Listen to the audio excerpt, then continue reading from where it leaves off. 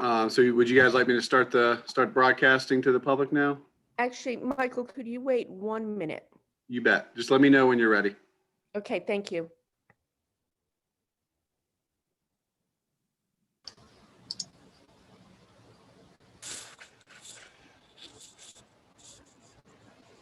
Okay. I'm starting the broadcast right now, so go ahead. Good morning, everyone. Welcome to this meeting of the Dix Park Leadership Committee. We are going to first ask if there's any public comment. Do we have anybody waiting to speak today? For those joining from the public, if you'd like to make a comment, please click on the raise hand button on your screen, and I'll unmute you to speak. Looks like we have one from Doug Johnston. Please unmute yourself and go ahead, Doug. If Doug didn't show up, I would be disappointed. Mute. Good morning, Doug. Sorry for that delay. I couldn't find the unmute. My eyes are not usually well open by this hour of the moment. I certainly appreciate everybody's indulgence of me. You know, every village has an idiot, and I'm just trying to be one for everyone here. I wanted to welcome Janet Cowell. Some of you know I was the state treasurer's public finance attorney and had the honor to witness her portfolio building and management of our state's financial assets, and now she'll be dealing with the assets of our Dix Park portfolio, and I think that's really exciting. That portfolio to me has, and I think she'll recognize this because she did it at the treasurer's office, not only has physical assets, but also professional ones. The physical ones, of course, are within the park and the park spaces and outside the park too. There's not a park that's better situated than Dix Park. We've got great frontage on streets like Wake Reeler, Centennial Parkway, Western Boulevard, fabulous neighbors, residential, commercial, and institutional. Everybody knows where I'm going with that, but it is definitely true. And then the professional assets that she'll have in the Conservancy and the ones she'll be working with in the city staff and related city departments. My MVVA and a tip of the hat to Carlton based on his observations about developers and their role in Dix Park. Developers too, all of those are assets for imagination and leadership and organizing and eventually building the park and the park actuated areas around it. So I'm going to be sending to Kate for forwarding to you some reflections on both these assets. I don't expect to convince you of anything you don't already know because you already know what you need to know or are asking the right questions about it. But maybe it'll give a perspective to build a little further on your aspirations and some takeaways from things you haven't already thought. And for Mr. Goodman, I'll even have a comment about the trees on Barber Drive. But it's all very exciting, and I certainly am grateful for the opportunity to get to express my views. Thanks. Thank you. Thanks for being with us, Doug. You're welcome. Okay, and so that, Michael, that was the only speaker? Yeah, that was the only one. If anybody's joined by telephone, they can press *9 and that will enable you to speak as well, but I don't see anybody right now, so I think we're good. Okay, Michael, thank you. Next, we have the approval of minutes. And Corey has joined us. Yes, good morning. I'm here.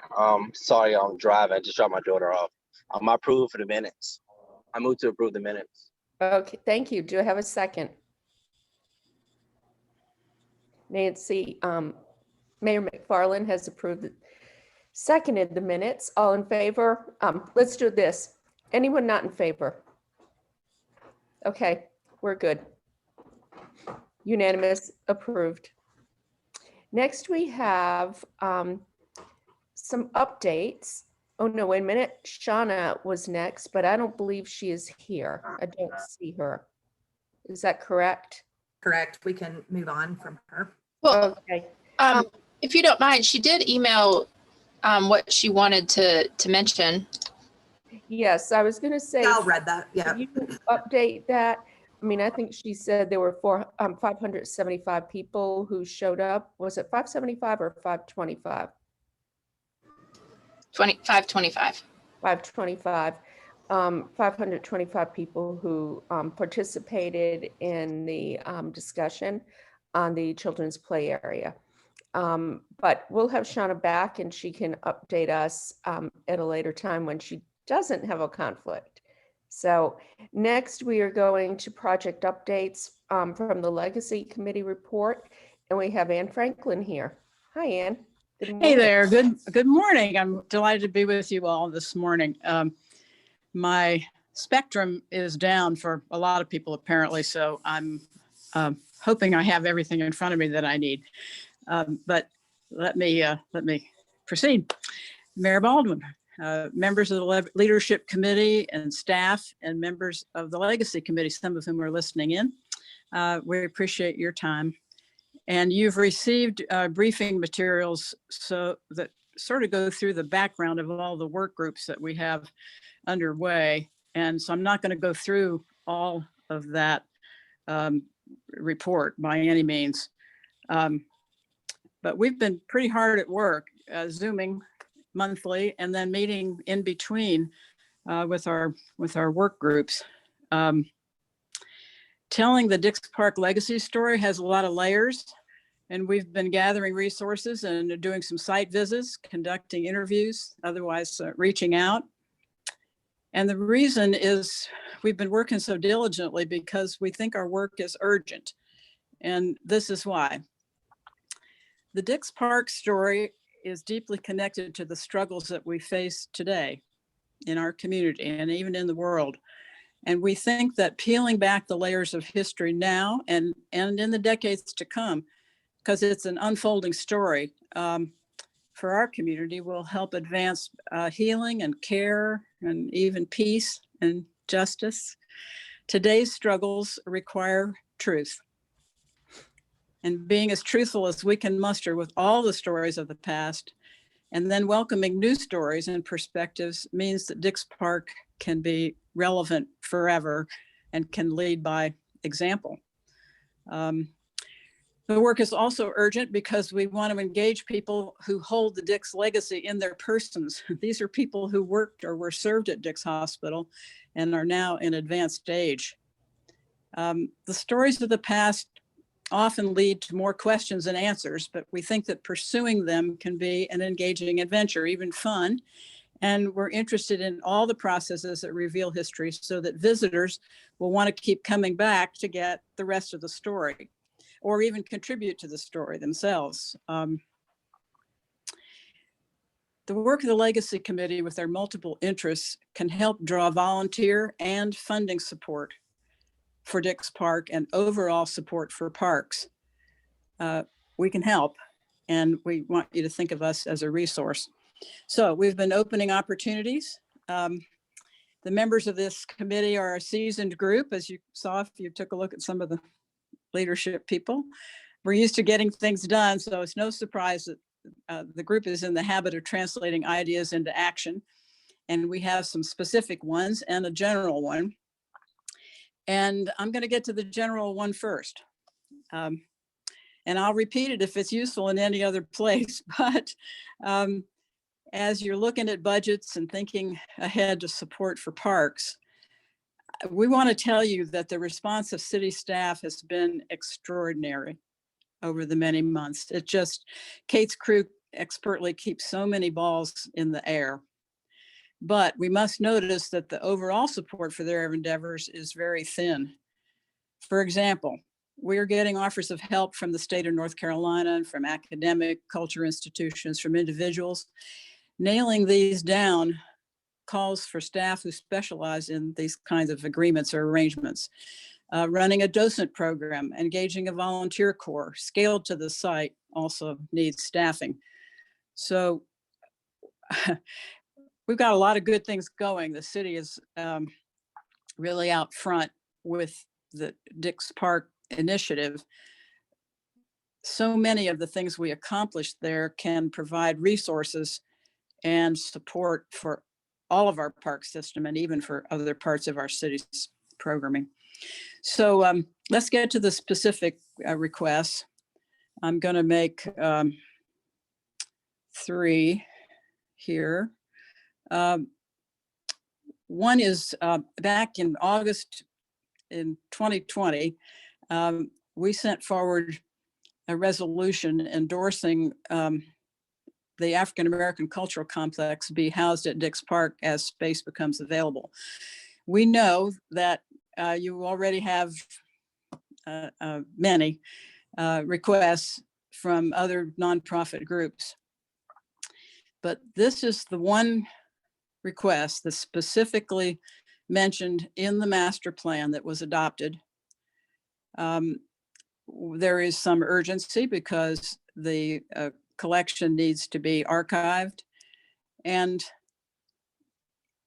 we don't have to know exactly where it will go, but the intention that it be accommodated there is very significant to our relationships in the community and with other cultural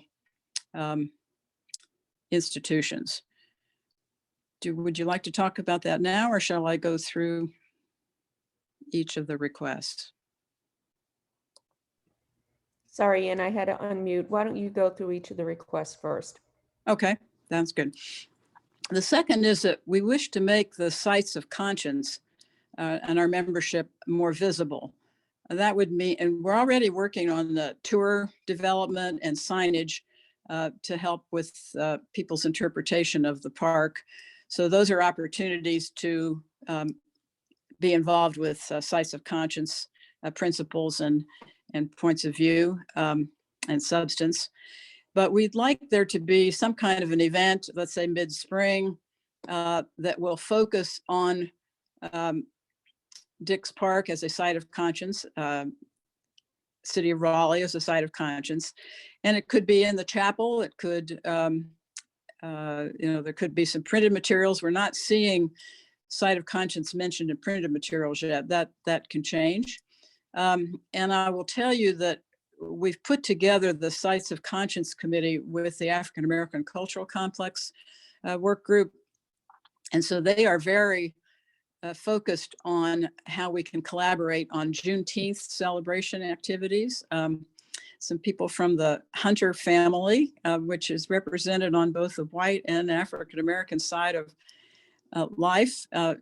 People still in the Raleigh community are looking forward to a family reunion, and whether that'll be visible, virtual, or have some location. But some of the members of that family, as you know from the video that was presented, are far and wide and are very interested in Spring Hill and the whole sense of that's where some of their earliest people were living and working and contributing.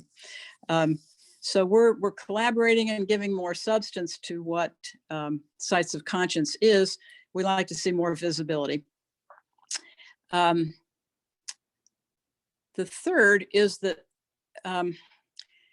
Representative Verla Insco is conducting a committee on honoring Dorothea Dix. And in discussions with the city, it seems as though the best thing for that is to focus on the hospital history, while her personal history is of interest and should be represented. The hospital history is so much longer and has a lot of parts to it. So she has been developing support by way of, she's already secured some staff support from Department of Cultural Resources.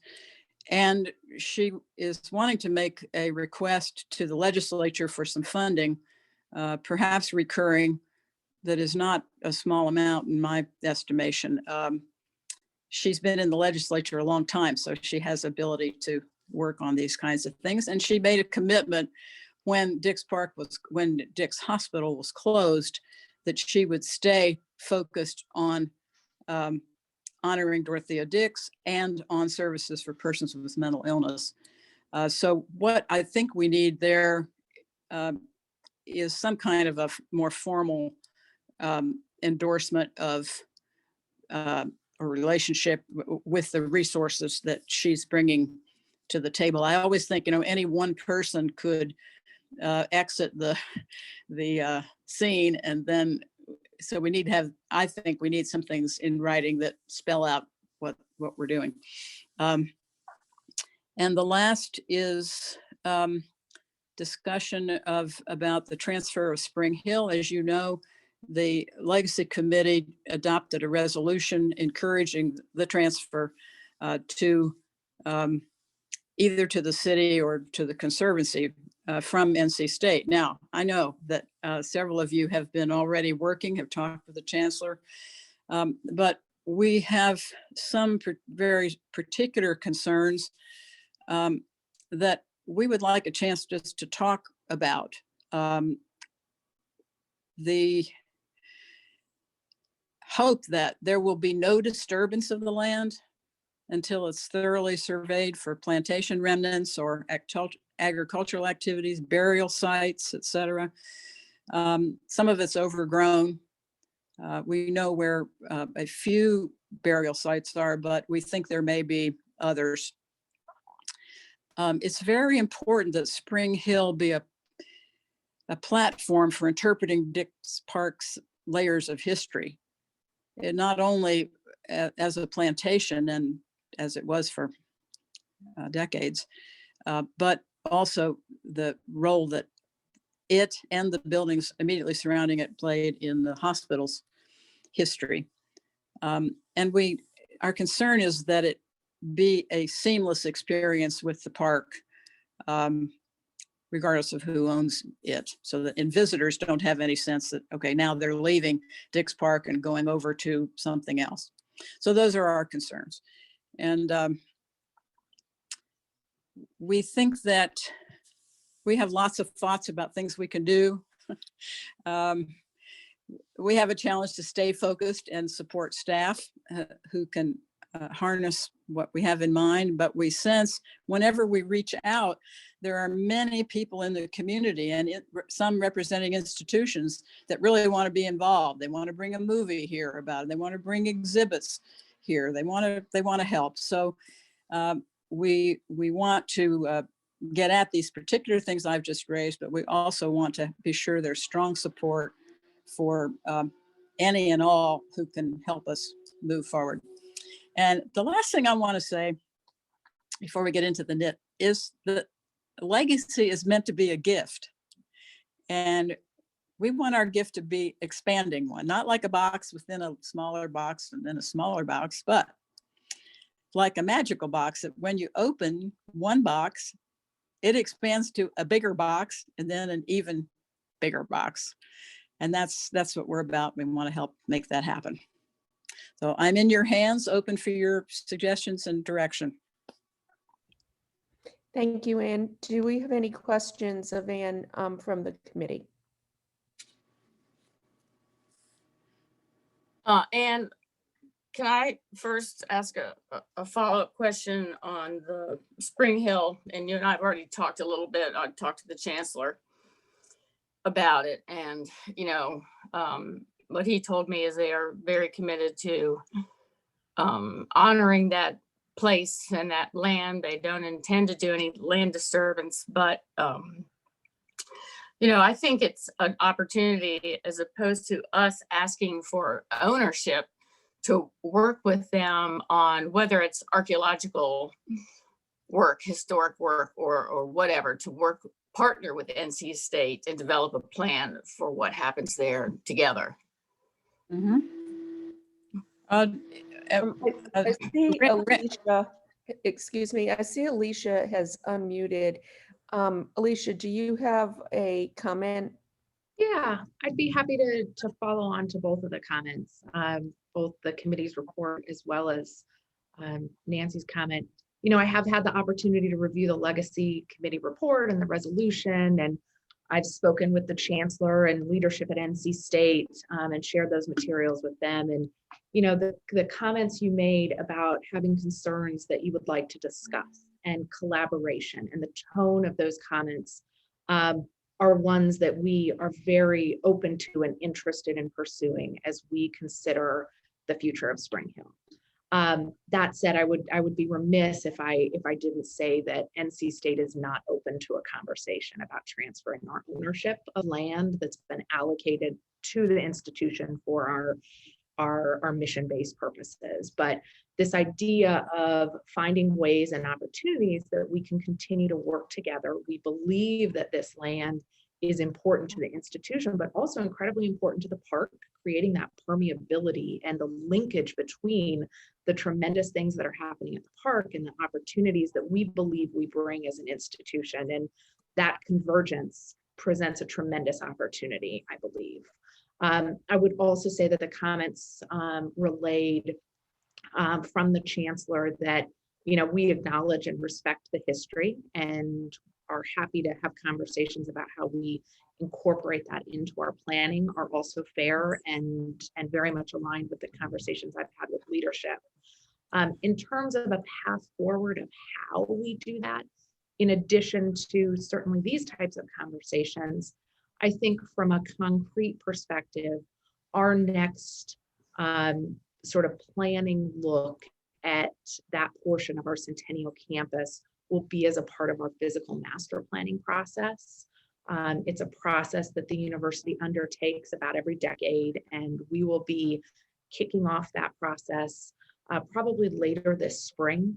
It's not a short process. It's a 12 to 18 month process that works through the architect's office. So I want to leave you with the message of, yes, let's talk, let's collaborate, let's put ideas together to try to make the sum of the parts greater than the whole greater than the sum of the parts, I think is the appropriate phrase there. And I think that's a forum that we can work together to get stakeholder feedback, both from the legacy committee as well as more broadly stakeholders around how this parcel can work for the benefit of all. So that was something of a large comment, but thank you, Mayor Baldwin. Thank you, Alicia. I see Matt has his hand raised. Yeah, I just from the park master planning perspective, of course, you know, everything that Ann mentioned that was included in the master plan remains important to us. So, but I wanted to focus on the Spring Hill House, which is a new thing that has come up in terms of discussions. We've always sort of anticipated that regardless of who owned it, it would be part of this kind of connective element that connects the university property and the park property together. And I would just say, not to make your life easier, I think that the barns are not as important as the house, but the barns are really also an important element in terms of speaking to the agricultural legacy of the site, and they might be part of a plan that creates this kind of connection between the park and the university and the boulevard there. So I mean, I wouldn't want to forget about the barns. I got into them, and they're could be quite beautiful as spaces that you use and have people engaged with. So I just wanted to bring that up as just to remind everybody that those exist also. Matt, I want to mention that as part, our legacy committee has not taken on the agricultural legacy of that land, but it has been brought to our attention more recently because one of the people who's active is an African-American farmer who also works with the State Archives and History. And he explains that at some point, people were recruited actually from Africa because of their specific agricultural skills. And we may have benefited from those very specific kinds of inputs from enslaved people on that site. It's clear that there was a wide range of agricultural activities from cattle and livestock to crops, and even connection with the mill on farther south. But so the agricultural history, we will, others maybe can be helpful to us, but I'm delighted with the opportunity. I know Rand Coble and others perhaps on the Legacy Committee would specifically like to be involved, but that time frame of something starting in the spring sounds like an opportunity. Yeah, I'm not sure what vintage the barns are. I don't know if they go back that far, but they are just, they're a real thing that makes that connection. And this was the hospital was a large operating farm too, and it's an important part of the history. And I think, it's also an important interest of people, the kind of getting back to the land and all of that kind of, and the connection between wellness and gardening and farming and raising your own food, and all of those various connections, I think, are very contemporary, interesting subjects that bring history into it, connect back to history. So I just wanted to, there's nothing like a real artifact, like a big old barn, to kind of like create a kind of basis for a narrative, a platform, I think was the word you used, Anne. Well, I'll be happy to follow up with you. The architect's office has not yet hired a planner for that effort. That's an ongoing item right now, but I'll be happy to give updates and how they believe that will unfold to share with those that are interested. Yeah, Alicia, you could share your updates here. Sure. And let us kind of convey that. So that sounds great. Thank you for being part of the group. Do we have any additional questions for Anne? Okay, Anne, I think we're good. Okay, can I say one other thing? It's just Yeah. on the comment about the African-American complex. As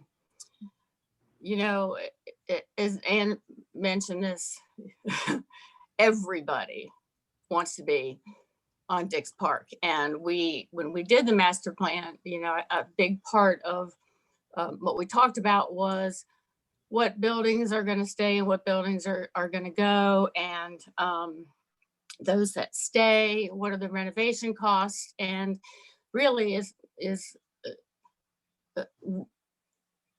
whoever goes there, bottom line is they're going to have to pay rent, or it's going to have to be something that's going to be able to generate revenue. So I'm not saying we're going to turn anybody away because they can't generate revenue, but I'm just saying that we really need to think about, and Marianne, you may have already done this, there needs to be a process, because as you know, we've had everybody from the Museum of History to the opera to other people across the state, all kinds of amazing ideas and things that were discussed during the master planning process. So I don't know if that's, it's almost like we need a process, but we're really not that close to renovating buildings or deciding who goes where. So I'm sure that's something the city will be working on. Yeah, actually, we had talked about that with Kate, coming up with some type of process. Yeah. So, as we get requests, we'll be able to follow that process as opposed to it being willy-nilly. Yeah, thanks. Thank you. And you're welcome to continue on the call with us. I am going to next ask Joey to come up and give us a review of the Nights of Lights event. Good morning, everybody. I hope everybody's doing well. As Kate's bringing up the slide deck, just want to first of all just share that I'm just so excited to share with the group that we were able to make such a great community impact through the Nights of Lights event this past year. I had the opportunity to stand at the event several nights and just wave to families and see smiles on faces, and I've even included a couple of those pictures here. But just so happy overall of the experience that we were able to provide to the community at Dix Park in a time where we received so much feedback, thanking us for an opportunity for people to get out of their house in a pandemic and do something safely as a family. So want to share just a recap of some data. So the final ticket number of tickets sold was over 32,000. The final number of ticket scans was over 21,000. And I'm so happy to share that we were able to provide over 10,000 complimentary tickets. And this was a combination of over 5,000 tickets that we provided to community groups. There was a massive number of community groups that we reached out to and provided free tickets. And I'll talk a little bit more about that in the future. And also there were those complimentary tickets were provided to folks that ended up having their tickets canceled when we had to make some adjustments due to some different factors that I'll talk about in a minute as well. Next slide, Kate. So just a breakdown of where those ticket sales came from in the Raleigh area. The top zip code where we saw ticket sales from was the 27613 zip code. And you can see the total number of ticket sales there and the percentage of that ticket sales related to the overall ticket sales. So those are the top six. We saw 27613, 27612, 27603, 27615, 27609, and 27610 as those top six zip codes. And like I said, you can see the number of ticket sales and the percentage of the overall ticket sales. On the next slide, there's a map that kind of breaks that down. The brighter the blue color really shows the concentration of where those ticket sales came from. So was really happy to see that we had a high concentration in the Wake County area of people attending this event, especially in the Raleigh area as well. On the next slide, we were also really pleased to show that we had ticket sales from all over the United States. And we attribute a lot of this to folks buying tickets and then coming into the area and visiting family. You can see that we had ticket sales as far away as California and Washington State. And you can really see the concentration of North Carolina and then a lot of concentration up the East Coast in the New Jersey, New York area when you really look at the data. So the reach of this event of people coming into the area, visiting family or for whatever reason they were in our area and then attending the event was spread all throughout the United States. Next slide.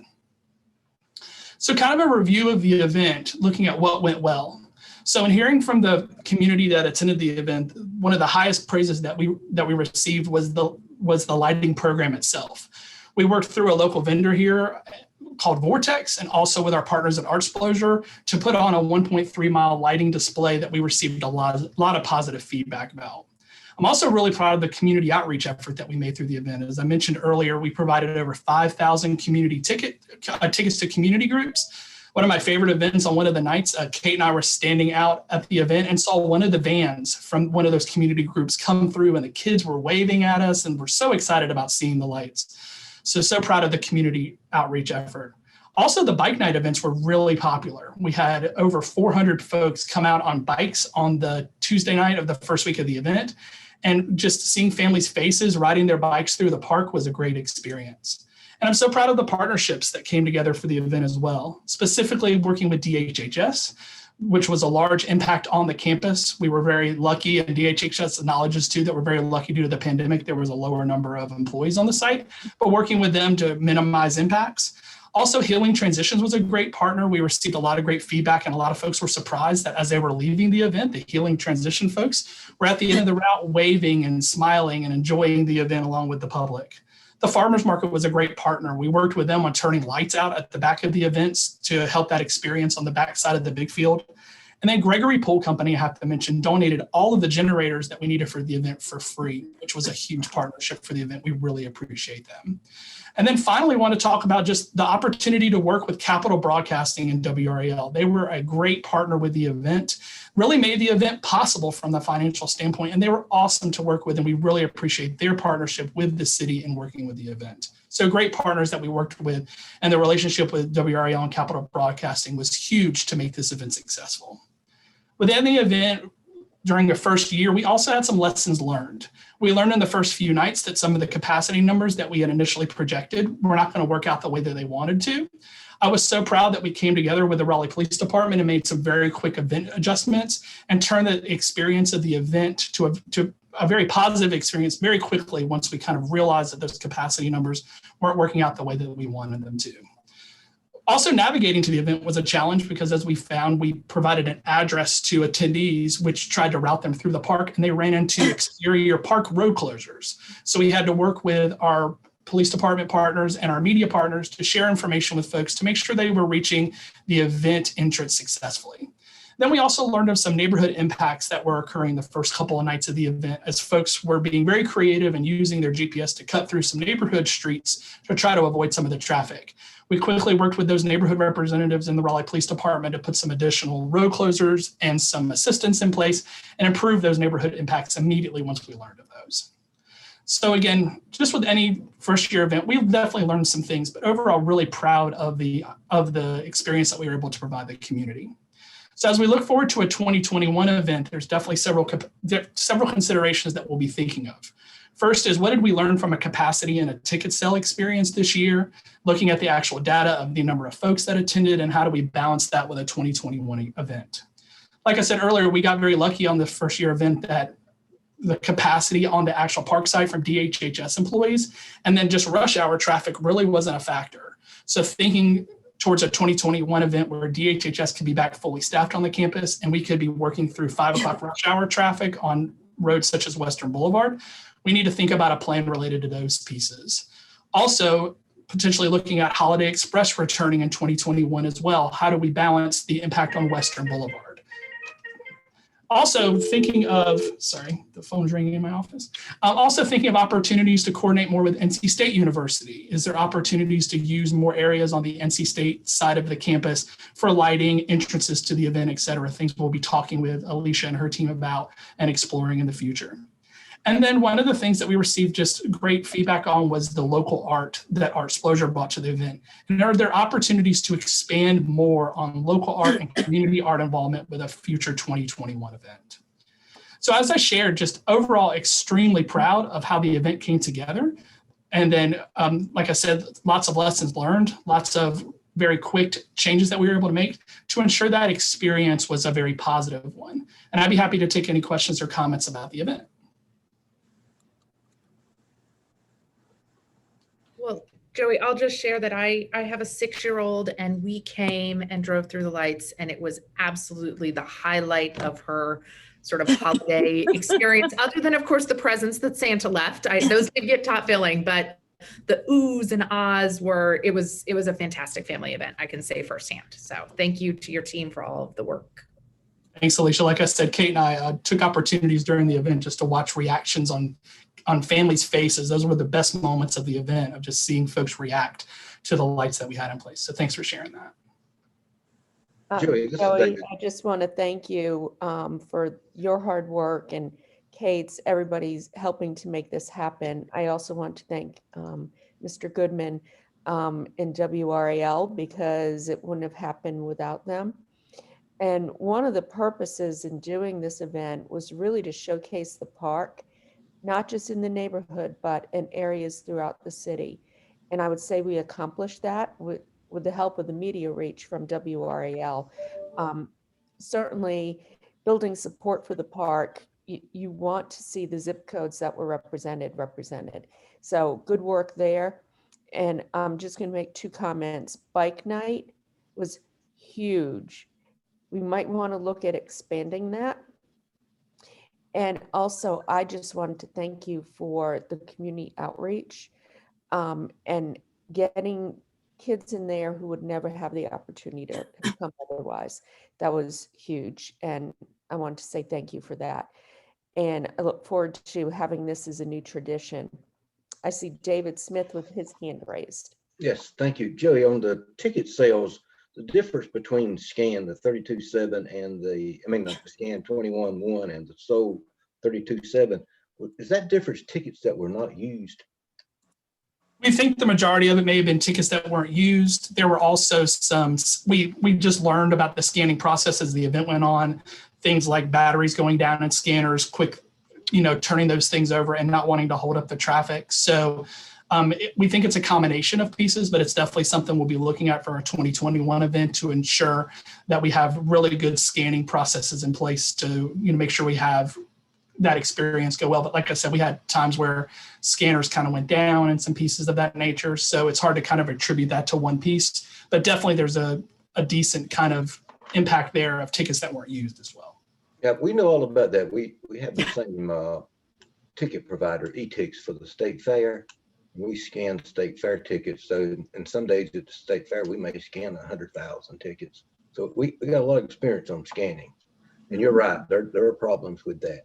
And one thing I want to point out on the zip codes, we see that with the state fair, people buying tickets from all over North America.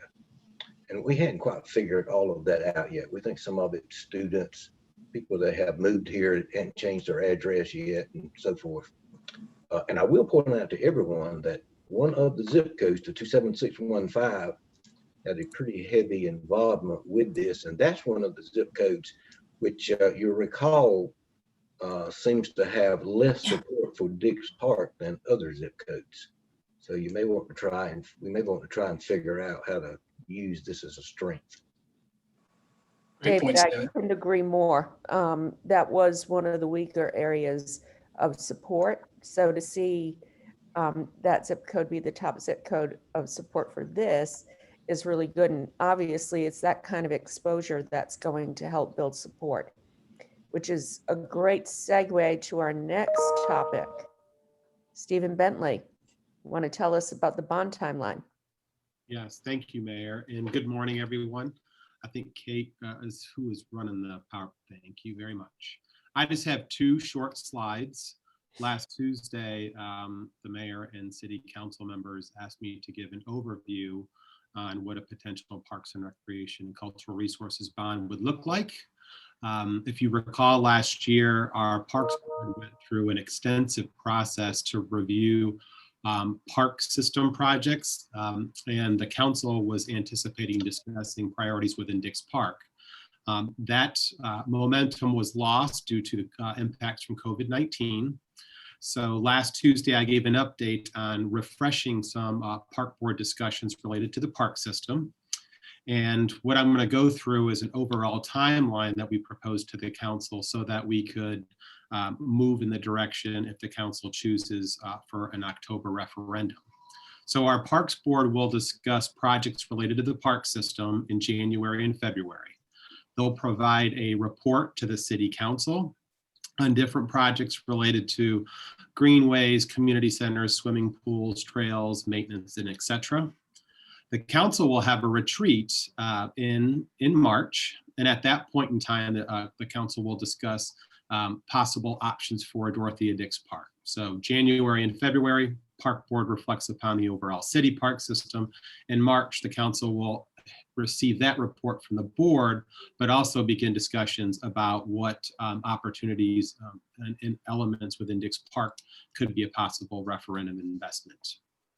In April, the council will have time to look at bond amounts and provide staff some further guidance on which projects are going to be deemed a priority for them. It also leaves a little bit of landing room or runway room for the council to further discuss that in May. Next slide. Next slide, whoever is controlling. There we go. All right. So in June, the council will make their first vote, and that vote is called the Preliminary Findings Resolution. Essentially, the council is identifying or stating the intent of the overall bond and stating the bond amount. The second milestone would be in July, where the council would introduce and vote on official bond orders, which means that the city and our finance department attorneys will work with the local government commission in Wake County. And then third, in August, the council will hold a public hearing related to the proposed bond referendum. And election day is October 5th, so that would be the day of the referendum. And then finally, with the expectation that the bond would be approved by local voters, that the council could declare the referendum results in November. So it's a short overview. I'm happy to take any questions. Do we have any questions for Stephen? Oh man, I thought that Mr. Goodman would be jumping all over this. Well, yeah, okay, yeah, I am great.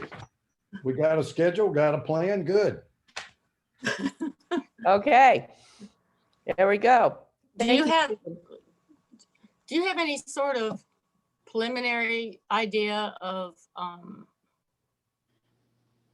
like how big of a list or what kind of a list that the Parks Department is presenting to the Parks Board for discussion?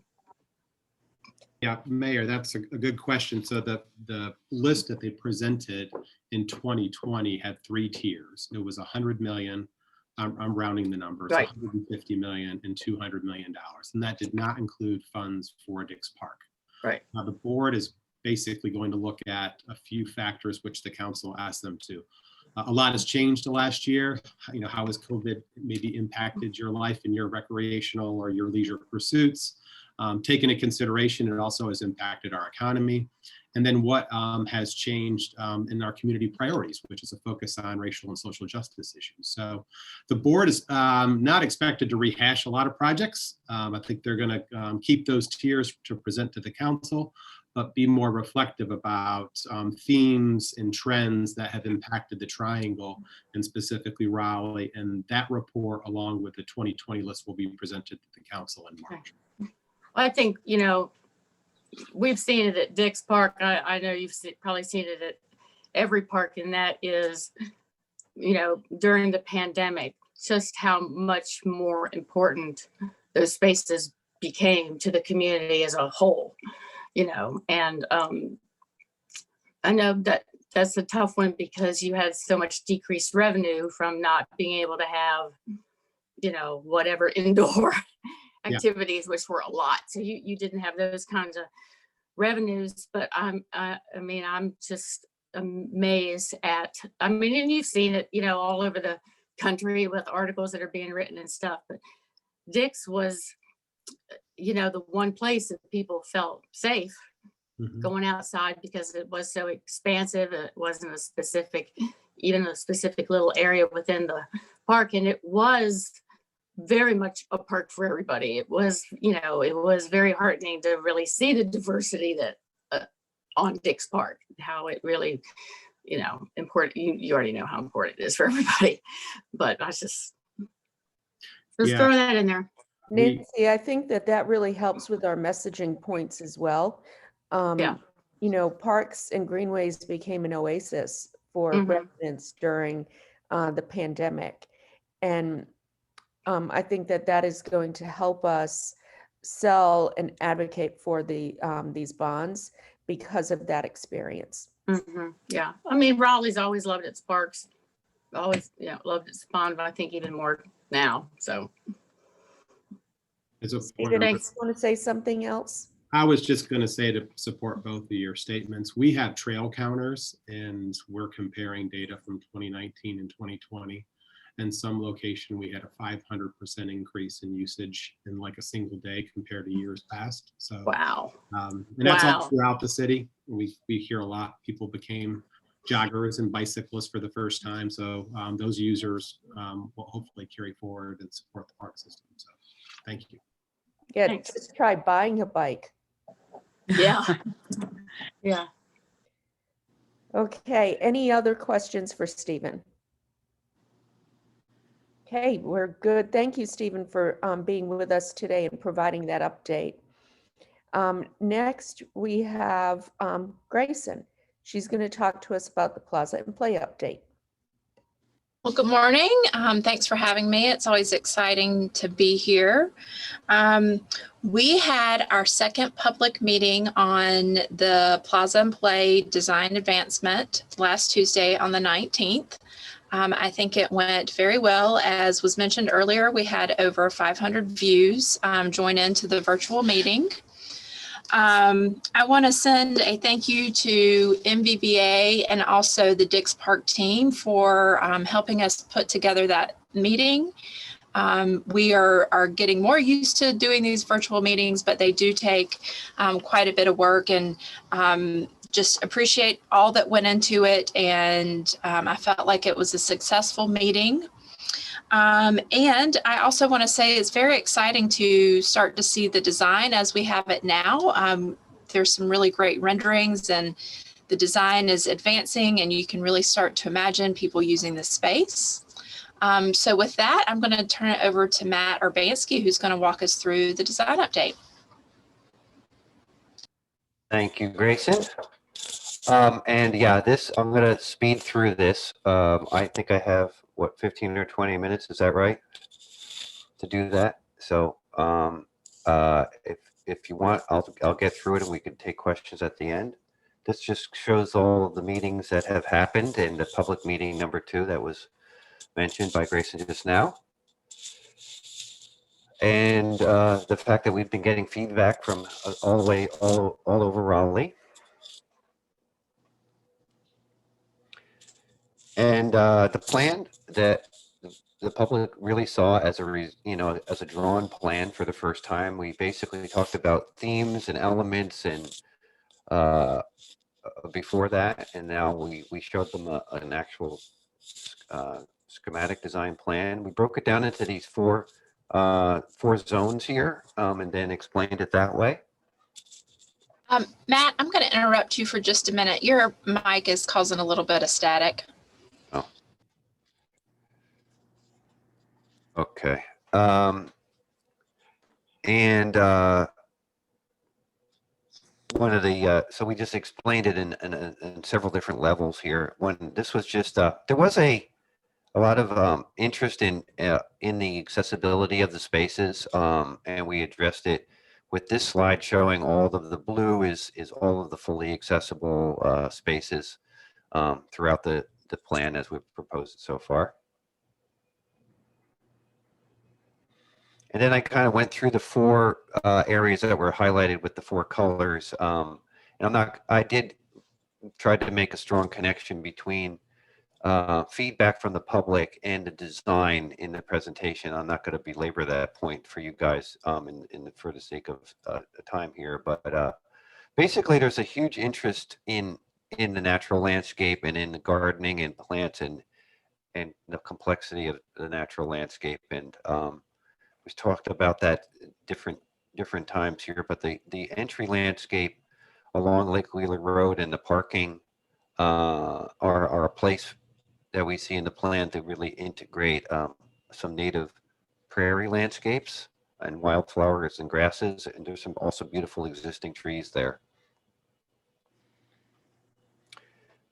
And one of the things that we learned a lot about in the master plan, and a theme that we amplified through that plan, was the idea that the park is not as complex as it could be. It's a lot of mown grass and big beautiful trees, but the intricacy of nature has been kind of stripped out of it over time, and a lot of natural advocates were like, we got some beautiful landscape in North Carolina, we need more of it. And so this was a great opportunity for this to bring in this complexity of experience and the seasonality and the color and the change and all of the different aspects that bringing that to the park will allow. The next big series of elements that we looked at was this sort of civic gathering spaces that run through the middle of the space, and starting on the west with the Grand Stair, then the Fountain Plaza, and then the Grove View Lawn, and then the Swing Terrace connecting out to the Grove. Remember that the public hasn't been introduced to the idea of the big Grove connection, so that was another thing that was about to come up here. The parking lot was always something that people wanted to talk about, how it's important. Parking was the top way people said they were going to get to the site, but they also said that they didn't want the design to be dominated by parking. And so we addressed this issue of how we're integrating the parking and striking a balance with our traffic engineers between the need and the possibilities of the site, and how to integrate the two together in this concept of rain gardens and a more natural complexity of landscape in the parking lot. I made a joke that it wasn't going to be a mall parking lot, and then poor Doug thought that I was setting too low a bar, so I had to tell him I was trying to make a joke. But sometimes my jokes aren't that funny, I guess. Anyway, here is So one of the ideas we had to kind of get people into what we were doing is we did this thing where we kind of walked them into the space. And, you know, how a space is introduced is really one of the most important parts of it. Just think of this whole analogy I made about front doors back in the earlier public meeting and how you put your effort into that, and how this piece of the park is going to be one of the front doors to Dix Park. But then we have a front door to this part too. And this is this kind of aha moment that we've been working on, where a whole bunch of elements come together at once. So you come in from parking or from the west, and you're on an elevated position here on top of a grand stair. There are accessible routes on either side that take you also down to the lower space, and you bring a whole bunch of things are brought to your attention through this view. First, you'll see that we've made this very strong connection to the Grove and to the distant view of downtown. And so we've kind of co-opted this beautiful many more acres than the site actually is into this project, and really kind of quadrupled. I have to get the actual acreage, but we've sort of made the project virtually much bigger than the 18 acres it is. Also, you see this beautiful plaza that could be having activities happening in it, impromptu or planned. And then there's this very intriguing kind of fountain element to the side here, facing south with glistening in the sun. And it's very inspired by the natural landscape elements that we found. And it's a kind of waterfall feature, and there's splashing water coming out of the plaza, and kids are running around and having fun.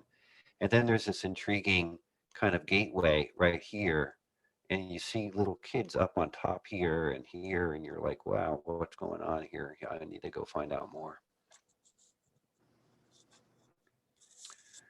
As you go down the stairs, you'll see that they're very oversized, and they can act as a kind of informal or as a kind of viewing area for performance and just a civic space to hang out together, even if nothing particular is happening. But you know how stairs work that way, especially when there's a good view and there's people to watch. People just sit and aggregate on them, and these are designed to accommodate that and still accommodate the movement that we would need there. And it's embraced on both sides with a very kind of robust natural landscape that kind of frames it. And so it's sort of this civic element framed by this natural element. As you move into the Fountain Plaza, this is a early computer sketch model of how we're working this out. Just the idea. So Nancy, we need that stone because we want to use a really robust expression of native North Carolina stone. We were inspired by many beautiful waterfalls and other natural cliffside elements that we had seen throughout the state, especially in the western part of the state. And so this is an idea of creating a strong kind of theatrical presentation, but also a sense of anticipation. So you can see people up on top wondering how they got there. You could see this kind of gateway to the right. You could see kids running around and playing. This could be programmed to have different kinds of movements and expressions to it. It could be lit at night to create a great animation at night in the space. So we have all the right people on our team to get a really good, successful version of this happening. I want to say that this is completely unique.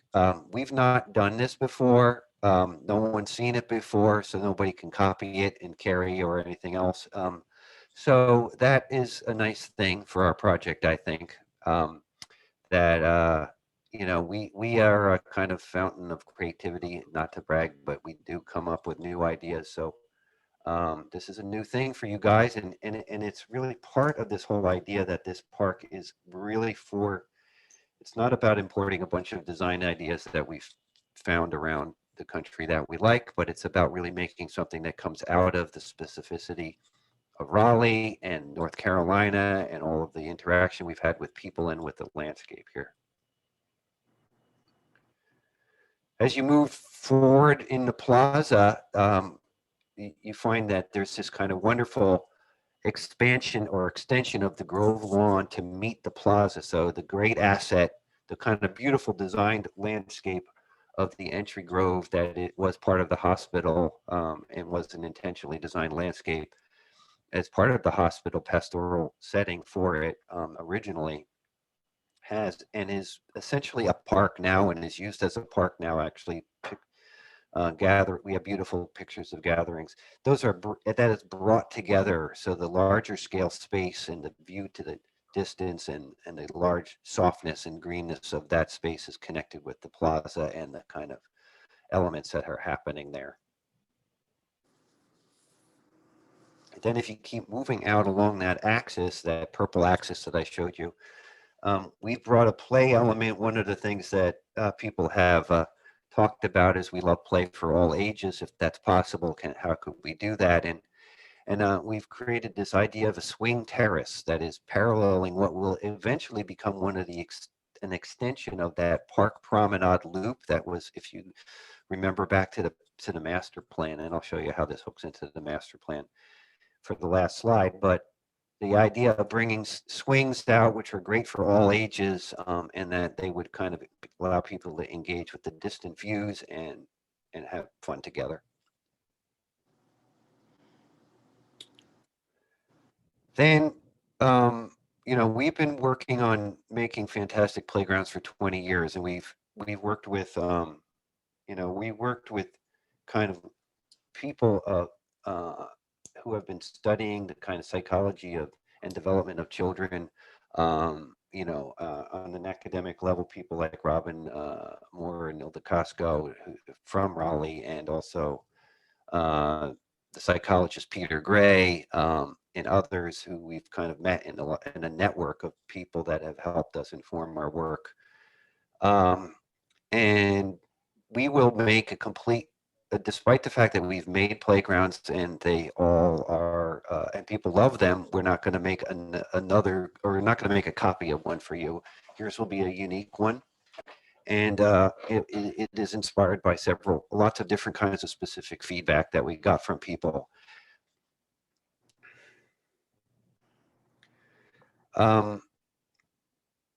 Also coming in, we also wanted to give the impression of it coming in from the Lake Wheeler Road entrance, which is where our planned bus drop-off will be. So that's an important, public transportation access point. And we've been really thinking a lot about how this will work, this kind of idea that there's a kind of tantalizing glimmer of this waterfall fountain glistening in the sun. Remember, it's facing south, so it's going to be reflecting light and catching your eye there. And then maybe a sense of a playground beyond that you'll probably see above the trees, but also this kind of soft, welcoming grove of native trees, maybe featuring some of the magnolias and hickories and oaks and other trees that we have in North Carolina.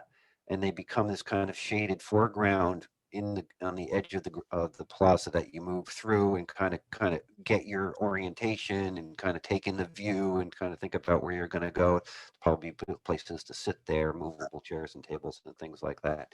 And you'll have just walked through this beautiful sunny meadow space, which will be the first part that you go through, and then delve into this kind of miniature forest here.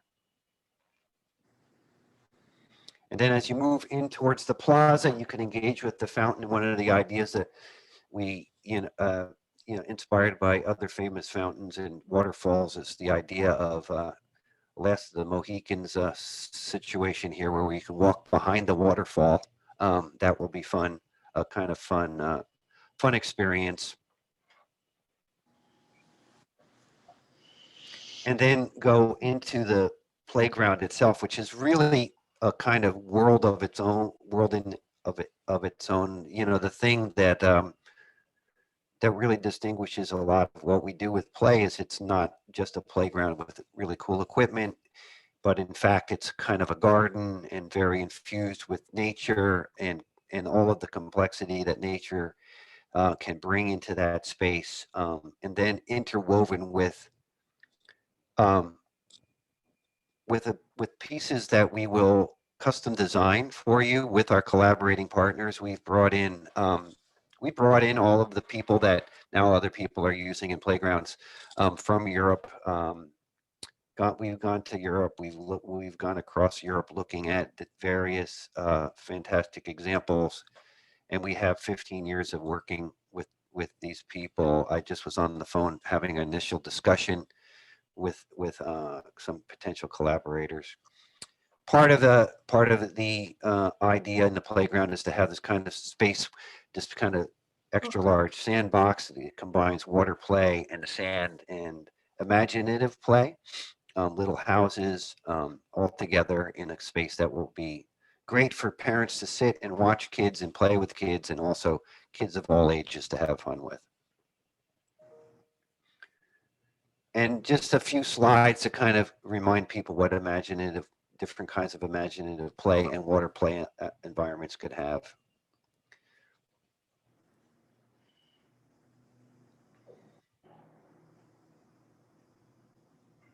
We also have a very unique, beautiful idea that the Hobgoods have come up with for the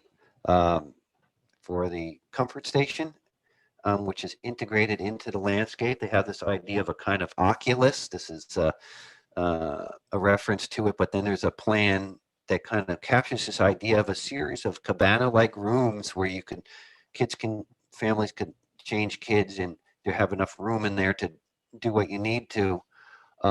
That open into a beautiful common space that's open to the sky, and then the whole cabana is actually built into the landscape of the park.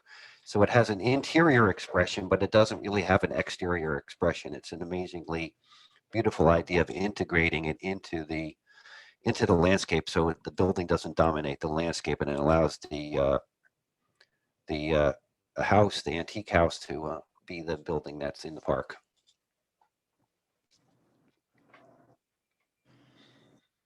And a series of gardens is the last part that goes all the way around and incorporates various types of program, everything from kind of a kind of residential horticultural gardening kind of program that also has a history element layered into it at the house, to picnic groves and woodland gardens and prairie gardens. And those are the series of gardens that move around, like this shown here, the light blue color. And then creating the kind of connection point to the future park, and also bringing you into the depth of the park, is this promenade, a kind of central promenade you could see in the highlight plan right here. Will eventually bring you right up into the middle of what will be the future middle of Dix Park, but at the same time here, creating a kind of a way of engaging with the landscape. And then on either side of it would be these picnic grove gardens that we're talking about, kind of shaded arrangements of trees with picnic tables and grills. This was a strong interest that came from the public, and this really accommodates the idea of making this park into something that you don't just need to go to for an hour and a half, but you could go there for like a little mini vacation, even stay there all day, make your lunch and have the kids play in the various places, and then maybe even enjoy the larger landscape of Dix Park. We've been working with Joseph Offerman Architects on the restoration of the House of Many Porches. And what he's realized is it doesn't have as many porches as it's supposed to have anymore, because some of them have been closed in. And so he's looking at restoring that expression, which is great because the porches are really the public expression in a way of the architecture. And you could imagine there'll be a great spot for people to hang out on and watch kids and drink coffee or whatever they're going to do there. And we've kind of gone through a little extra effort in trying to find an appropriate way to integrate some historical elements and a kind of beginning of the story of the history of the site into the park and into one of the gardens. I'm going to ask Adrian just to briefly describe this this idea. Good morning, everyone. Thank you, Matt. We introduced this idea, I think it was just in December, to the leadership committee. So this is really an update with just a little bit more information. So we're holding a space at the back of the House of Many Porches where there's an intimate garden. The blue line here with with the stars on it is meant to indicate a garden path. Right now it's proposed in our documents as brick. So you can think of it as kind of a slower, more intimate space where you're enjoying the plants. And that it also is kind of the right speed and the right location across the Plaza and Play site for a little bit more information about the history of Dix Park. So the suggestion here is that we'll work with graphic designers, we'll work closely with the city, with historians, with stakeholders and volunteers to develop some specific markers and signs that connect a visitor today to the history of Dix Park. People who have lived there across its incredible history as a plantation, as well as the hospital. So these are some early ideas from Open, a graphic design team that we're working with that are proposed for, again, the text will be absolutely worked out in much more detail, but some placeholder text to illustrate what we're talking about, connecting people who might come to the Plaza and Play project without a sense of the greater legacy of Dix Park, but giving them a moment to kind of a window and a platform into all of that that's so important. So next slide, please. Thank you. And we also see that as supportive of programs such as tours, school groups visiting. And then this is another idea from Open, again, the graphic design team, looking at different ways in which text and commemorative names and things like that can be intimately integrated into a park experience. So in the case of one of these images, there's actually shadows that are being cast, and that's a way that there's kind of a liveliness and a dynamism to a history of the site that's really important for folks, again, who are coming to Dix Park because they're already familiar with just how important the layers of history are, or for folks who might be totally unfamiliar with it, and it'll be their first introduction to some really important themes. I think that's it. And then, thank you, Adrian, so much. You've been putting a lot of extra effort into that, and I really appreciate it. I just wanted to also show this overlay. This was something that we talked to the leadership committee about a couple of months ago, but the idea of how we are anticipating the future here and thinking carefully about it. So say this playground is the greatest thing ever, and Raleigh becomes a much bigger city, partially because of the playground, and we want to expand it. We have an opportunity for expansion that we talked about in this direction. We have thought about how the loop, which was this kind of unifying public promenade that brings the whole top of the hill together, how that is integrated in, that actually becomes something that goes right along where the swing terrace is here. We've looked at opportunity for expanding this whole garden gesture out this way, and that it could keep going this way. So that's an expandable opportunity. And then, of course, remember that there is planned parking right up here in the master plan over time. So the expansion of parking is built in, all the parking that will be needed to replace the parking that we would be removing in other places over time with the kind of build out of the plan. So I just wanted to remind everyone that we have thought about the future. We're not just being insular in how we're thinking or myopic about this.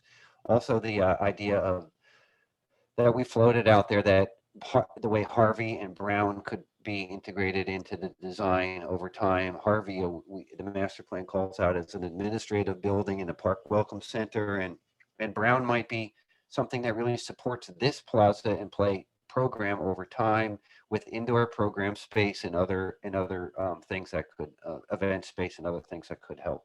Matt, kind of support could this. you just, that's super helpful to hear about the buildings, but Anderson, Clark, Broughton, are there any, what did the master plan say about them?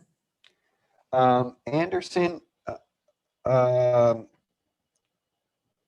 let's see. Adrian, do you remember what we said about Anderson? Yeah, I do. So all of them were proposed to be retained for the long term. I believe, but have to reread the quite extensive master plan we prepared, that they're contributing, means they really have historic value to the Dix Hill district. Anderson, we had proposed for a number of uses. I think it was historically a nurse's dorm, so it's really set up at a sort of residential scale, even if today DHHS is using it as more offices. So part of our conversations around the master plan time was, yeah, could it be reused for something similar to its historic use, which would again be dormitories or short-term stays. And then Brown, Clark, and Broughton, we didn't prescribe in any way specific uses, but we included some suggestions of what those might be. They all have the ability for bigger rooms for community events, and they all have really great access to light and air. So there's a lot of good things that those could become in the future.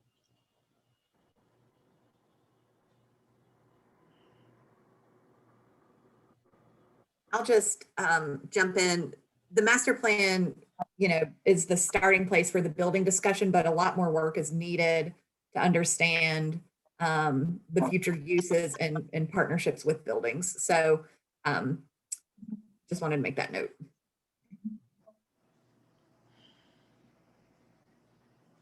So Hillary, will you take down the screen and we can open it up for?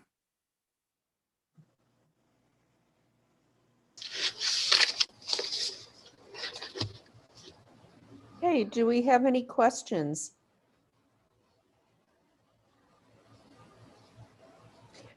I just have one question. What kind of feedback did you get at the last community meeting? So I can jump in, or Grayson, if you want to. Go ahead. Grayson, yep. Okay, so we received a number of questions.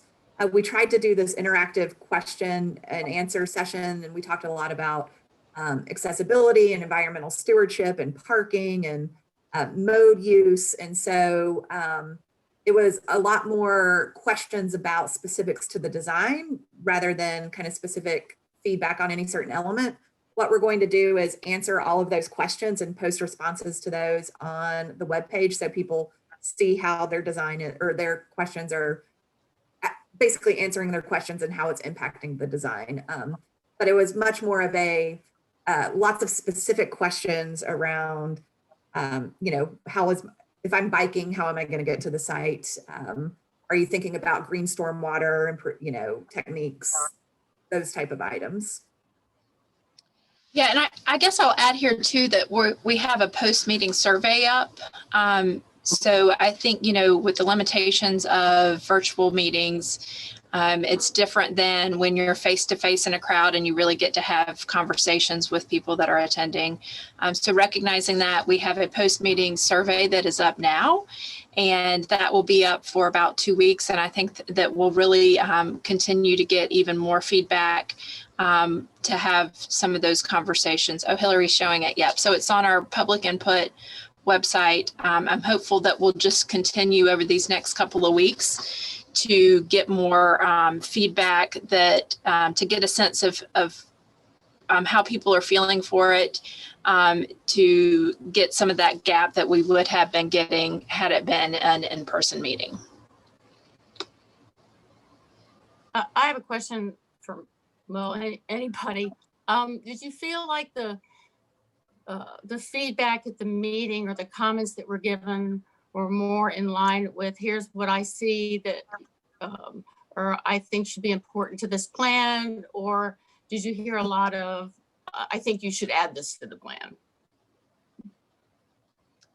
More of like, how does this work? Like people were, the last public meeting was really sharing the design for the first time and sharing these renderings that people could see themselves in the future of the park. And a lot of it, I think, was in reaction to that. I don't feel like we got a ton of direct comments about wanting more or different things. It was more clarification on the design itself. Yeah, and one of the questions that in the survey that Hillary just showed is something to the effect of, how can we make this what can we do with plantings and certain elements to really make this about Raleigh. And so I'm excited to see our feedback that we receive on that question in particular. This is really where I wish Shauna was able to join us, because I think we also received a lot of excitement from the community and feeling like they've been heard. And that was really encouraging for us to hear, because we've been working extremely hard on incorporating actual ideas that we've been learning from the public meetings, from our community committee meetings, from our meetings with you and our focus groups into the actual representation of our design. So I think overall we were all feeling extremely revved up and excited after the event, because it just was a very positive experience overall. And a couple of things to get to your question, Mayor. The limitations of virtual meetings, we're trying to provide other opportunities. So Grayson is going to schedule another round of in-person site visits for small groups and have the rendering so people can kind of envision themselves in the future of the park. In addition, she's going to schedule office hours where people can just sign up to have a conversation with her to ask kind of more specific questions like you would if you were in a face-to-face meeting. And then there are the online resources, the survey, and a couple of other online resources that will hopefully help people get more familiar and excited, because it's really an exciting time in the design to get people interested in and aware of the project. Yeah, I mean, Kate, I agree that there's challenges, but there's also great advantages, I think, to I think, first of all, our outreach consultants, 313, really helped us construct a really fabulous process. I just wanted to give them credit for that. I mean, they did way more than they were paid for. So I think that they were amazing. And I think the idea of bringing in experts, but who aren't from the local, they're not kind of stewed in the local juices, but they really know about outreach. It was a great balance, I think. I think that worked out very well. They're very sincere people. But also, I think that there's some things that happen on these virtual things that we can learn from. One of them is we engage people with the information on the website and the comment boards and all of that, because, you know, in a big 400-person public meeting, you give the presentation, you go around, you talk to people, but you only can talk to so many people, and you can only have so many conversations. The thing is, all of that other feedback is like unlimited. It can be thoughtful. People can think of, you know, they can send in sketches. They could do all kinds of stuff. So there's something, I think, great that we're learning from this kind of interaction. Of course, I would want to not only do it this way, but I do love public meetings, as you guys know, also. But I think there's something to this. We could augment outreach with processes like this, and they're lower cost. You know, they don't involve as much travel. You could get people there that might not even, and then you could also direct people to the resources that weren't even able to make it to the meeting. And they're just like, sometimes you just throw up the idea of a website at the end of a meeting and people are like, yeah, whatever. They don't actually go there. Whereas when you're on this kind of thing, there's probably more of a chance of them engaging, you know. So there's a lot of good things that I think came out of it. Some of the feedback that I've heard from people is they've been able to go to these meetings and otherwise wouldn't be able to go to a meeting. So especially young parents with children, when I looked at the zip code representation, I was thinking, I wonder if we would have gotten over 500 people. I think we would have gotten maybe like 300 if we were lucky. But there are a lot of people engaging, especially younger people who otherwise couldn't, and especially older people who might not be able to get there, especially for a night meeting. So, you know, while we say, you know, virtual meetings have limitations, I think we're also learning that they actually expand our reach as well. But Grayson, I'm happy to hear that you're going to be doing that one-on-one type outreach, which I also think is really important. Yeah, I love doing the site walks. One welcome you all to join me. We'll be publishing those dates soon. I think, it's good. It's nice to see people, of course, in a safe way, but it's also really great to get out and experience the site and start to imagine what it's going to become. And I think now that we have those renderings, that'll help make those connections even better. It's a great thing. We did that for years before Brooklyn Bridge Park was built. We had one particularly extroverted intern who would do that every week for, I think, an entire year. She must have taken thousands of people to the site and just explain the design, because it's hard for people to imagine it without that. So thank you, Grayson, for doing that. Sure. Okay. It reminds me, we went on an intercity visit to Seattle, and this woman said something that stuck with me. And it was like, people can't love what they can't see. That's right. And when you can see it, you can fall in love with it. So, yes. Okay. All right. Any additional questions? Carlton? Let me follow up on your last very important statement that people can't love what they can't see. That's the fundamental reason, well, one of two or three fundamental reasons why it is absolutely non-negotiably critically important that we get the Plaza Play area fully funded and built at the earliest possible date. When we do that, we talked about this, they're going to go, oh, I see. Because they really have no idea the level of planning that Matt and his team and Kate and her team have underway.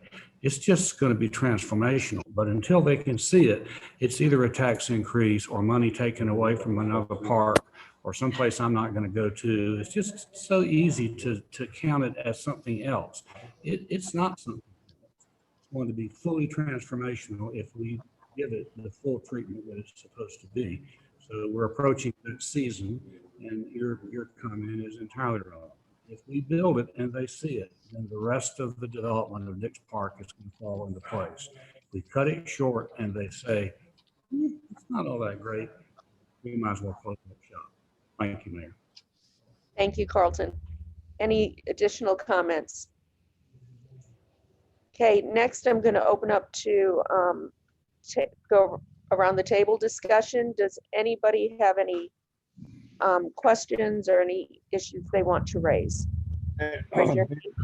Mr. Goodman? Yes, may I just mention just two or three things? And I'm really interested in talking about how we talk about Dix. What is Dix? How do we talk about Dix? And I know the bond issue will include community parks and Dix, so we'll be all in there together. I think that Dix is a North Raleigh park. I think it's a Southeast Raleigh park. I think it's a park for everybody in the city.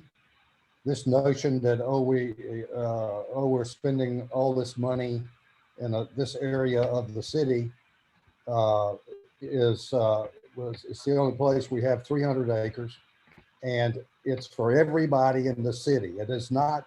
It's not a community park. It's a park for everybody. I mean, that's an important notion, and I think it's also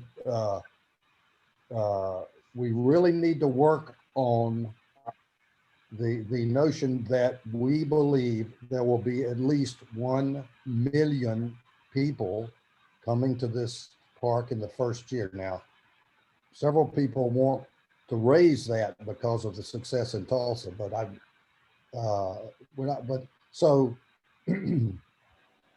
this is a huge. In other words, this first phase will have more attendance than any other attraction in the state of North Carolina.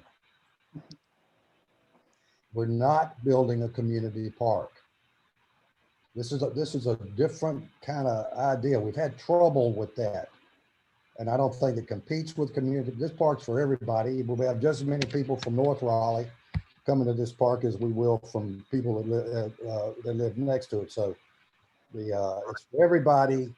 The size of the project and what it's going to mean to the city. Now we have. Gosh, Stephen, I'm really glad to see the schedule for the bond. I know there's a lot of work to be done about what's going to be in it and how much this and how much that. And the Conservancy is very supportive of the other parks, the other part of the parks bond other than Dix. Now, we have said now for over 4 years that the budget for phase 1 of the park, which is about a 10-year deal, is $200 million. And the notion has been that will involve 2 $75 million bonds, maybe 4 or 5 years apart, and $50 million from the Conservancy.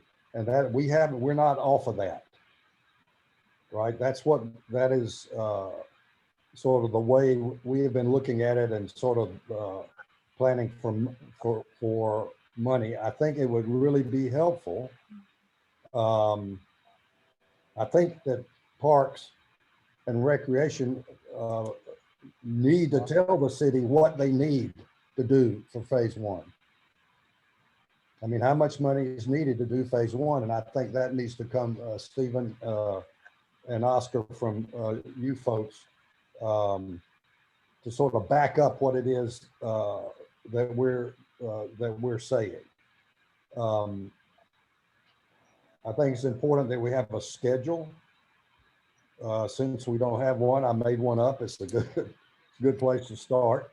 So I'm saying that Matt, you'll be finished with your design. We'll have documents in 18 months. And then it's going to take us 24 months to build it. That's 42 months. So we're going to open on June 30 of 2024. And until somebody changes that, we're going to say that's the schedule. I mean, we can't let that slip. Okay, we haven't talked about that. Is that okay? What do you think? Well, the design schedule takes us through to next year, and then it's all a matter of resources to build it. And so, Yeah, well, I'm working on what's the schedule if when we have the resources. I mean, how quickly can we get it done?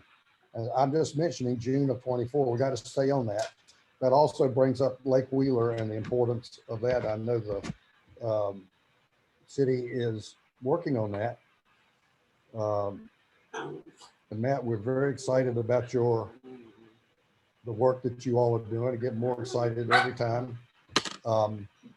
Guys, this will be Sean Malone's last leadership meeting. Sean, where are you? I don't see you you there? I see Sean. He's here. Sean? Okay, well, Sean, thank you very much. You've done Sorry, it. I was on mute. I was waving. Thank you. All right, well, thank you very much. We appreciate all you've done. You brought us a long way here, and we know your intention is to. I have a feeling we'll be seeing you, Sean. Count on it. Yeah, we can count on that. So thank you very much. And, on the sites of conscience, Mayor, it reminded me, Kate, that, Ann mentioned exhibits in the chapel and all that. What is the chapel report? And I guess we'll be putting together a plan for exhibits and stuff like that in the chapel when we get out of COVID. that's right. I think specific to programs and events in both indoor spaces like the chapel and outdoor spaces, history and legacy is definitely part of that conversation and has been. So things like the Vital Health Project that we did this past year, we were successful in getting an exhibit called Care to Custody to come to Raleigh. That's been delayed because of COVID, but there are a number of things that programmatically will happen within the next year obviously based on COVID, that speak directly to everything that Ann was talking about. Yeah, and we'll get in the chapel next month. Substantial completion is supposed to happen at the end of February. Yes. And I did want to mention on the cultural center, African American Cultural Center, you know, they had a flood, right, Kate? They did, And yes. they need a place to store all of their materials, and you've been helping them with that? So I connected them with the state's African American Cultural Heritage Commission, and their staff has been working to figure out a triage opportunity for the materials that are currently housed at the Cultural Center. I need to follow up with staff from the African American Heritage Commission and see where we are on that. But yes, there are some materials that are very vulnerable that the African American Heritage Commission was going to follow up with Dr. and Mrs. Palmer and see if they could put a plan together to triage those materials until they there is a new home for them. Okay, Conservancy board members, anything else? Carlton, Nancy, Orange is not with us. Madam Mayor or Jim, whoever can let me back in. We can hear you, Ann. Okay, thank you. My screen went totally blank at the end of when I was speaking, so I just wanted to come back to one thing, which is on the African American Cultural Complex.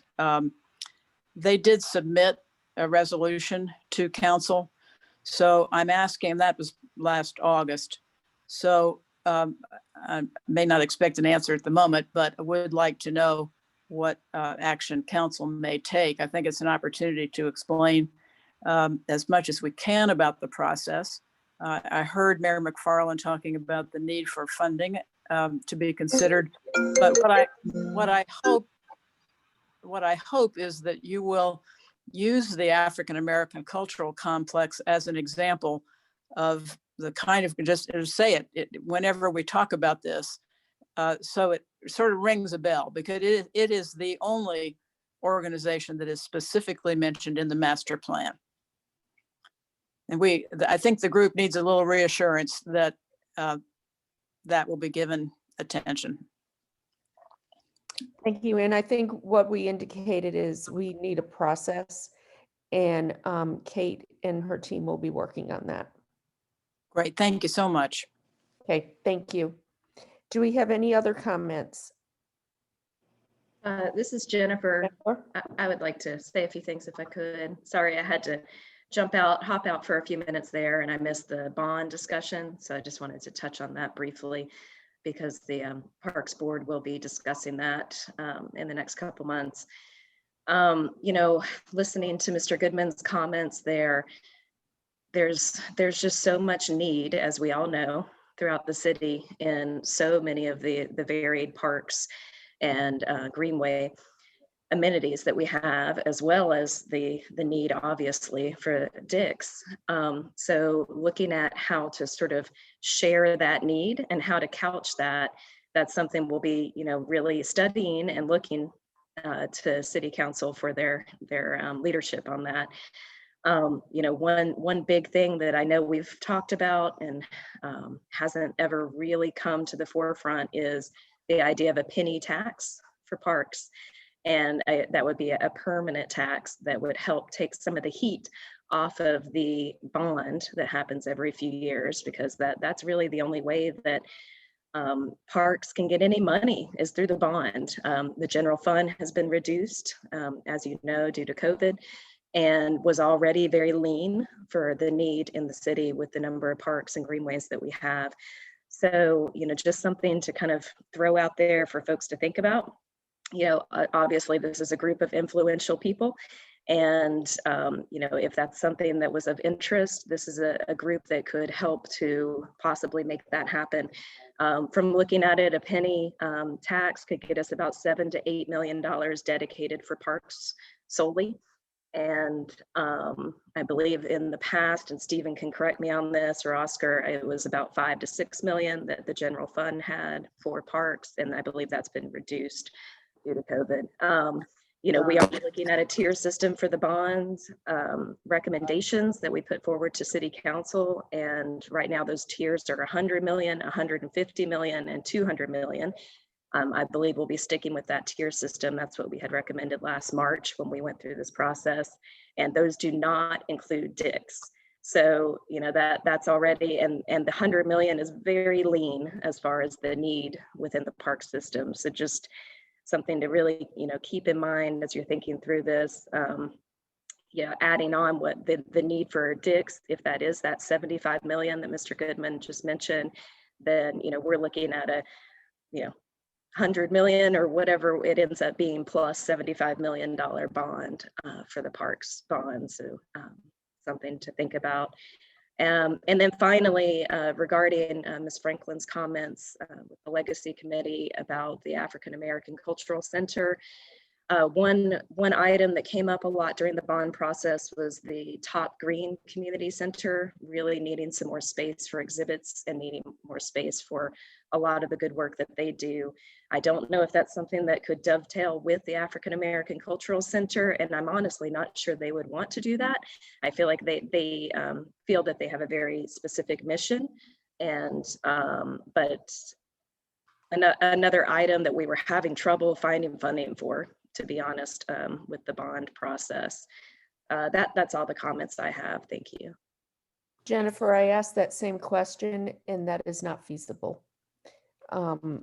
For the reasons that you cited, two very different issues. And I will tell you, Council Branch and I have talked about it, and finding money for Top Green needs to be a priority. Yeah, okay, thank you. Okay, thank you.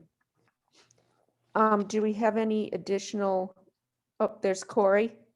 Yeah, I've been here doing multiple duties this morning. I just want to say thank the staff for their work and the presentation. I really do like the historical connection of the playground with the rest of the park. That was something I was going to ask, but you covered it. And I think that's the key, is making sure that as we go in and connect and build this park in phases, that we work on those transitions to make sure when it's all done, it's a cohesive park.